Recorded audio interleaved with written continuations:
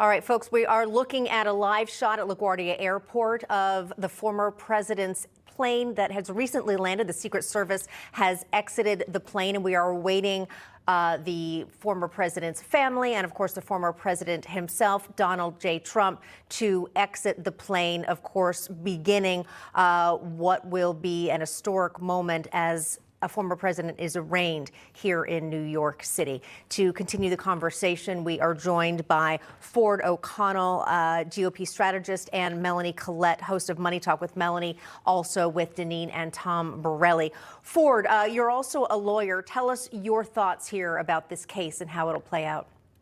I agree with Tom and Deneen. Bragg's actions are a political assault on our constitutional republic. And this is a scary day because what Democrats are signaling to you is the rule of law does not matter anymore as long as they can control elections. And when you look at legal scholars across the political spectrum, they all agree that Alvin Bragg's case, as we know it, I know the indictment is still unsealed, is legally pathetic. And I think that's something we should remember. Ask yourself this. In 250 years of our country, have you ever seen a case like this? And the answer is no. Melanie, your thoughts? It is truly frightening, and I of course concur with Ford's analysis, and as well as what Deneen was saying before the break about how nobody trusts any area of our government anymore because of things like this. I mean, we are kind of used to politicians on the left doing these kinds of things, but it used to be, there was a time when the rule of law actually meant something, when you could rely on justice being blind, and it is clear that under these circumstances, there is a shift that has taken place. And when you can do this to President Trump, you could possibly do it to anyone. Yeah, as we're looking here, anticipating the former president to descend upon the steps, I have a feeling that he's not going to be the first one out. We've already seen Secret Service, what appears to be Secret Service, come down and put certain things into cars. And we see the motorcade lined up there. And as our producer Christina was pointing out, it looks like it's a form of a question mark. So you can let the conspiracies begin right there. But I assume he's going to be coming down those steps. I don't think there's something on the other side of the plane. I'm always leery of missing something. But we've kind of been on top of this all along.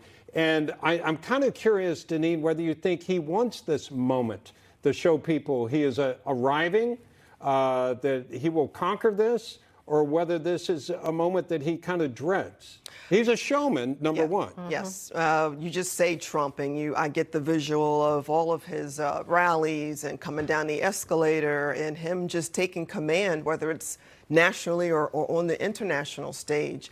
And if I could ask the two guests a question, Ford and Melanie, thanks for joining us. What are your concerns and thoughts about the leaks of this investigation?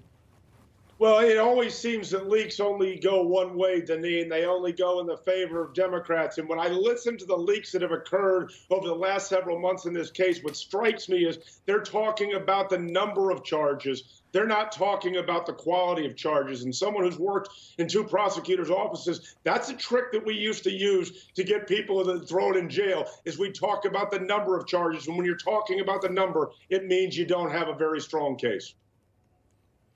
Yeah, Melanie.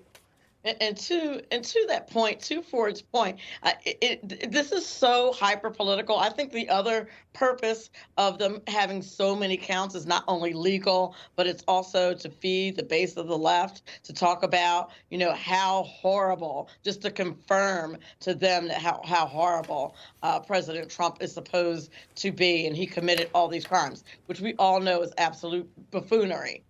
For sure. I mean, they haven't opened the indictment yet, but the fact that the DOJ gave up, and this was not, they were not Trump fans at the time, and they said there was no case. He doesn't seem to have jurisdiction, and he ran on, since when do you run a campaign on, I'm going to indict a specific person? Yeah, it just doesn't make any sense unless it's completely political. Tom.